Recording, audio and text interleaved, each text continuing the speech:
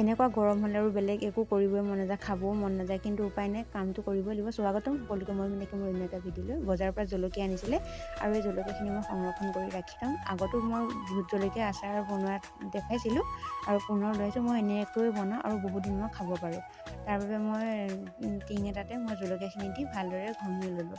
ইয়াতে কিছুমান বালি থাকিব পাৰে আৰু তাৰে পাছতে মই এখন চালনীত, যেনেকুৱা ৰ'দ দিছে এটা দিনতে মানে জলকীয়া শুকাই যাব, সেইকাৰণে মই ইয়াত পানী নাথাকিবৰ কাৰণে মই ৰ'দত দিলোঁ আৰু ৰ'দত দিয়াৰ পাছতে মই কাটি ল'লোঁ। কাটি লোৱাৰ পাছতে মই ইয়াত কি কৰোঁ আৰু সেইখিনি ঘৰতে থকা বস্তু আৰু কম সময়ত মানে সহজতে আপোনালোকে আচাৰ বনাই খাব পাৰিব। মই হাতেৰে মানে কেঁচি সহায়ত নাকাটো, মই কটাৰী দি কাটোঁ আৰু কাটি ল'লোঁ। কাটি লোৱাৰ পিছতে এইখিনি বগা সৰিয়হ আছিলে, মানে জিৰা গুড়া আছিলে, সেইকাৰণে মই সেইখিনি নেদেখালোঁ। এতিয়া এইখিনি ভাজি ল'লোঁ আৰু একেখন কেৰাহীতে মই তেল দিলোঁ, তাতে পাঁচফোৰণ দুটামান দিলোঁ আৰু তাতে মই হালধি দি দিলোঁ। দি এতিয়া ভালদৰে পকাম আৰু তাতে নিমখো দি দিলোঁ।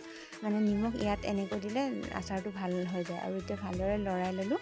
এইখিনি ঠাণ্ডা হ'ব দিম আৰু হোৱাৰ পিছতে মই সেই সৰিয়হ আৰু জিৰা গুড়া আছিলে সেইখিনি মই তাতে দি এতিয়া আকৌ পুনৰ লৰাই দিছোঁ হাতৰ সহায়ত। তাৰপিছতে ইয়াতে মানে ঠাণ্ডা হ'ব লাগিব। হোৱাৰ পিছত যিখিনি জলকীয়া কাটি থৈছিলোঁ তাতে মই এইখিনি ঢালি দিম। ঢালি দিয়াৰ পিছতে আকৌ পুনৰ হাতৰ সহায়ত লৰাই দি ইয়াতে মই ভিনেগাৰ ইউজ নকৰোঁ। ইয়াতে মই নেমু ব্যৱহাৰ কৰোঁ, মই ভিনেগাৰ নিদিওঁ। আৰু ইয়াতে 4 চিট কৰি ল'লোঁ। এটা নেমুৰ এফাল লৈছোঁ, তাকে এতিয়া মই ৰস উলিয়ালোঁ আৰু এতিয়া ইয়াতে মই দিম।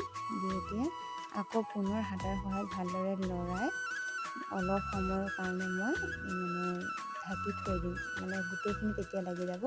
আৰু এতিয়া মই ঢাকি থৈ দিলোঁ। আৰু এইটো কাঁচৰ বটল হয়, এইটো আচাৰৰ আছিলে। ইয়াতে মই সেই জলকীয়াখিনি মই দিম আৰু ৰ'দত শুকাবলৈ দিম। এতিয়া এইটো বটলতে মই এই জলকীয়াখিনি ভৰাই ল'ম।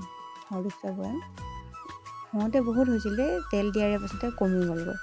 এয়া দেখিছেনে, ফাইনেলি মোৰ জলকীয়া আচাৰ ৰেডি হৈ গ'ল। এতিয়া মই এয়া ৰ'দত দিম। ইয়াৰ বগৰী আৰু আমলখি আছিলে, সেইখিনি মই ৰ'দত দি থ'লোঁ আৰু এইখিনি জলকীয়া আচাৰ 2 দিন ৰ'দত দিম।